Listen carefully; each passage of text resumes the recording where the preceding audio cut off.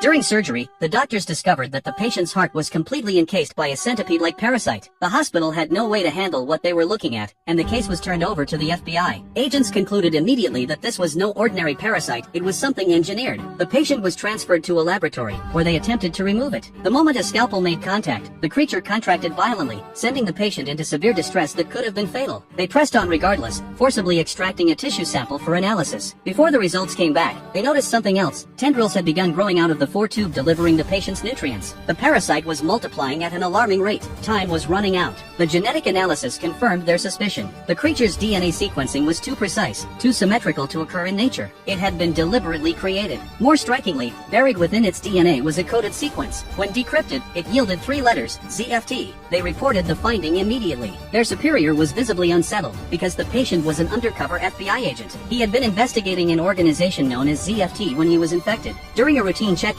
he had suddenly collapsed, clutching his chest in agony. Only at the hospital did they discover what was inside him. The agent, Mitchell, had previously been in Germany investigating a biologist named Jones. There had to be a connection. Jones had since been arrested by Interpol in Germany, but Broyle saw no reason Jones would cooperate. With no other options, Olivia reached out to her contacts in Germany and made her way to the prison where Jones was being held. While she was in transit, a new lead surfaced on Broyles' end. Hidden in materials Mitchell had brought back was a disturbing revelation. Someone inside the FBI had been leaking classified information to ZFT. They had no name, but the available intelligence led them to a suspect named Smith, along with a current address. Broyles immediately mobilized a counter-terrorism unit to bring Smith in. By coincidence, at that same moment, the prison informed Olivia's team that Jones was willing to provide a method for eliminating the parasite on one condition. He needed an answer to a specific question, and that answer had to come from a man named Smith, the same Smith Broyles was about to arrest. Broyles contacted Peter right away, but by the time Peter rushed to the scene, Smith had drawn a weapon while resisting arrest and been shot dead on the spot. Olivia then attempted a consciousness-sharing procedure, a way to extract information directly from Smith's mind. But a fatal gunshot wound to the head meant severe brain damage, which meant that method was no longer viable. Walter, however, had another idea. He attached several electrode leads to the skull of the corpse, maintained the body at normal temperature, and used a device fitted with a light bulb as a proxy for Peter. If a signal could be drawn from the body, it would convert into electrical current and illuminate the bulb. The bulb exploded, but the fact that it reacted at all confirmed the experiment was workable. Peter relayed the news to Olivia and urged her to get back to the prison and proceed with the negotiation. After hanging up, Peter stepped in to run the experiment himself and got nothing. No signal. Olivia had already arrived at the prison. She had 14 minutes to stall without arousing Jones's suspicion, which meant finding another thread to pull on.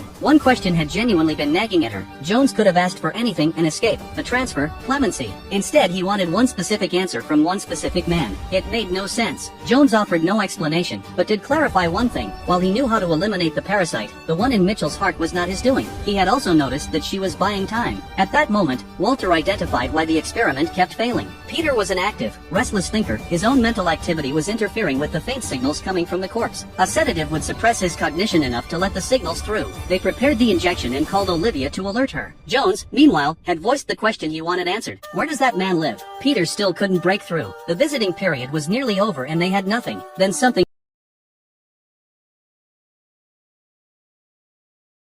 shifted in Peter. He called for paper and a pen, grabbed them the moment they arrived, and drew a rapid series of vertical lines. Nothing that looked like an answer, just strokes on a page. Olivia's time was up. In that final instant, Walter realized what had happened. Smith's damaged brain may have lost the ability to perceive horizontal lines entirely. Every letter he saw would have been reduced to its vertical components. Fill in the missing horizontal strokes, and the letters would reassemble. Working from the heightened spacing of the lines, and drawing on an IQ of 190, Peter rapidly reconstructed the missing pieces. Just as Olivia was being escorted out, the answer came through: hillside. Jones recited the formula for eliminating the parasite without hesitation. Walter prepared the compound according to the given components and introduced it directly to the parasite. The white tendrils receded. It had worked. Mitchell was moved to a general ward. His wife arrived at the hospital and stayed at his side. After everyone else had left, the situation reversed. The two of them were working with Jones all along. The only thing they had ever needed was that answer.